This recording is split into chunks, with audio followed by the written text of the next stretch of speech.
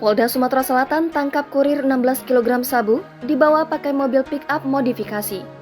Ditres Narkoba Polda Sumsel menangkap kurir yang membawa sabu 16 kg asal Aceh Selasa 1 Februari 2022. Modus tersangka tergolong baru, yakni dengan memodifikasi mobil pick-up L300 bak terbuka untuk mengangkut 16 kg sabu. Untuk mengelabui petugas, pelaku sengaja memodifikasi mobil pick-up hitam bernomor polisi BG9833NQ dengan memasang pengungkit otomatis yang dikendalikan menggunakan tombol khusus, sehingga bak di belakang bisa naik turun. Bak mobil tersebut sengaja diisi penuh dengan tanaman sawit. Namun, saat tombol pengungkit ditekan dan bagian bak terangkat, dapat ditemui sebuah kotak kayu yang berada persis di bawah mobil dengan ditutupi terpal biru.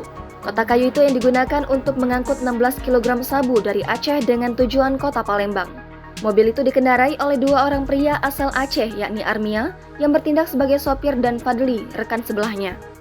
Fakta miris terungkap dari pengakuan kedua tersangka ini.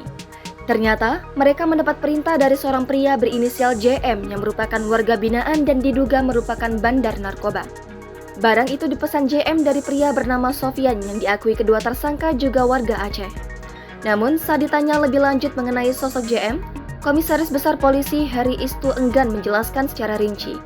Atas tangkapan ini, Armia dan Fadli dijerat dengan pasal 114 ayat 2 Junto, pasal 132 ayat 1, subsidiar pasal 112 ayat 2 Junto, pasal 132 ayat 1, Undang-Undang Republik Indonesia Nomor 35 Tahun 2009 tentang narkotika.